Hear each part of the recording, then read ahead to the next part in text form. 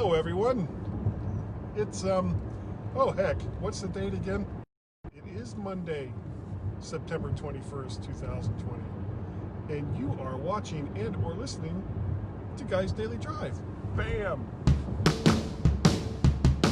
Yeah.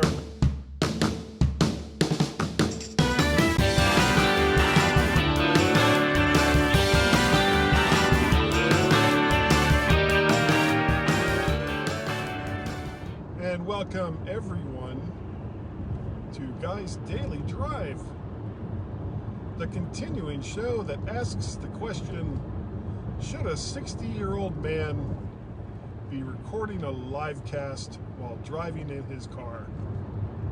And the answer to that question should always be no. But I do it anyway, because that's just how sometimes things work.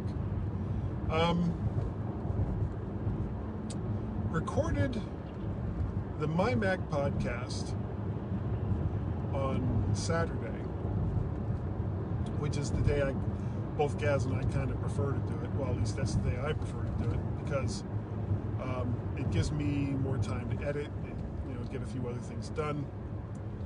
And now that I've added video, which I don't post up at mymac.com, but I do post over at vertshark.com. It adds a big step in the editing process, and the audio editing process has become simpler over time. One of the things that really cut back on the amount of time that was required to edit the show was the removal of one of the ad breaks. Because we used to do like 2 breaks in the show. The first part would just be Gaz and I talking about whatever silly nonsense came to mind. Not that doesn't happen anyway. Second part of the show was like the meat and potatoes of the show, and then the third part was Gaz's tip, our picks, contact information, some more cutting up, and then of course the last part of the show was the after show, all of some of the stuff that we talked about in between the bits. So with the removal of one of those breaks, that also means that I have fewer audio bits that I have to deal with, because every single time we go from one part to another, I stop the recording and I save it, and so that would be like the 3 bits for the main part of the show. There would be 3 to 5 bits to deal with after show, because just before we would start to record again, I would stop the recording, save it, and then start a new snippet, because it was just easier to keep track of everything that was going on. So there would be 5, 6, 7, maybe more parts of audio files to deal with. And by going to just 2 parts of the show, I think, number one, it reduces the amount of BS that people will have to listen to that isn't involved with, just Gaz and me, which is, what people who subscribe to the show really want. They're not that interested in ads. I hope they play them as the show goes on. And they're not so much even really ads, because we don't have a sponsor for the show.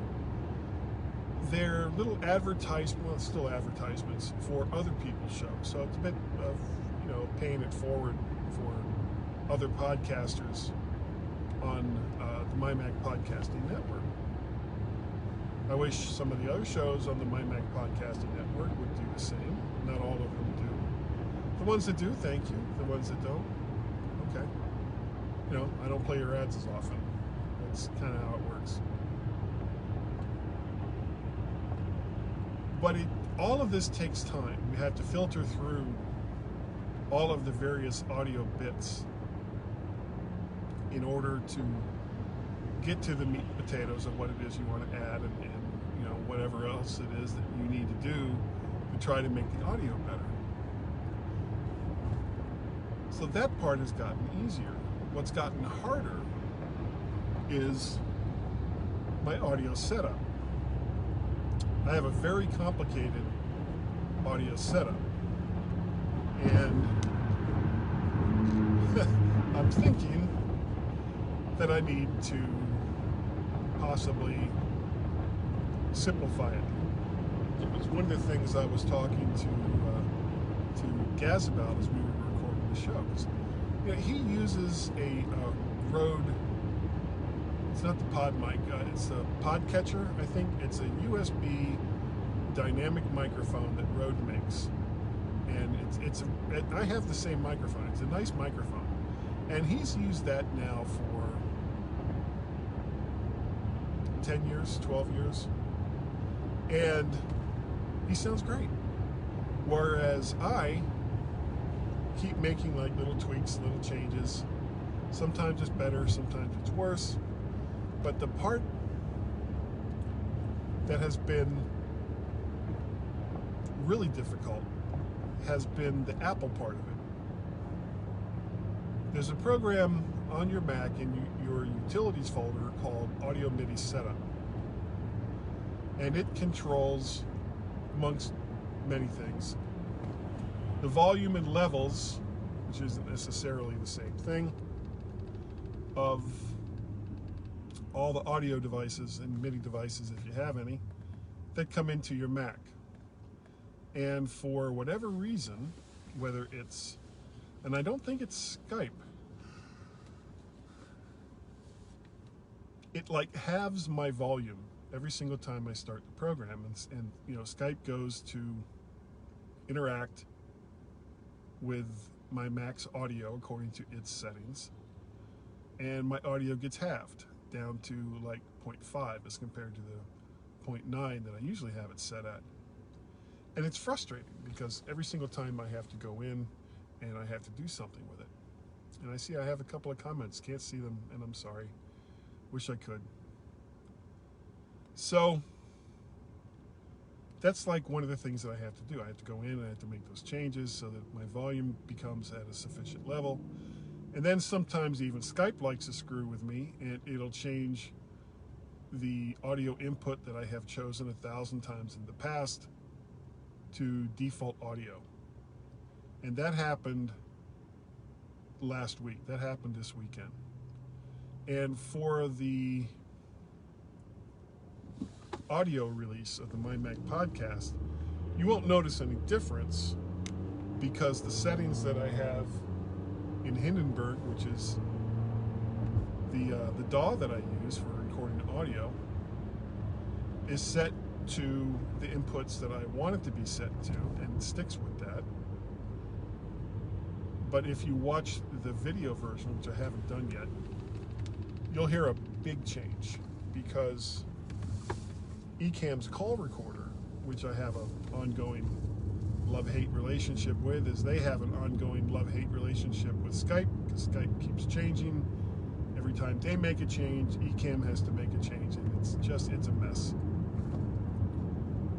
Skype should either make their own video audio recorder that's built into Skype, or stop screwing with the companies that do make those products.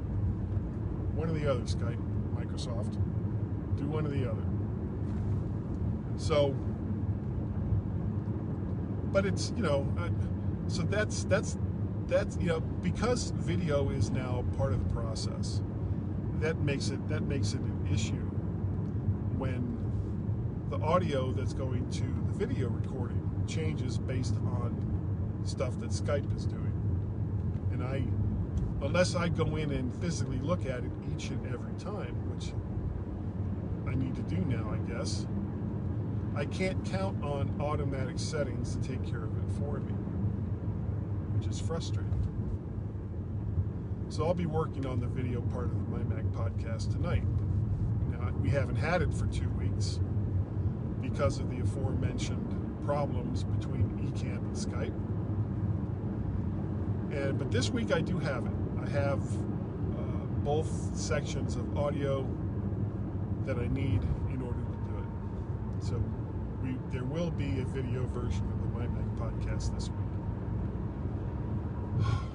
But I need to simplify, and I'm seriously considering going back to the Rode Podcatcher, PodMic, whatever it is, or possibly moving to the Yamaha mixer that I have.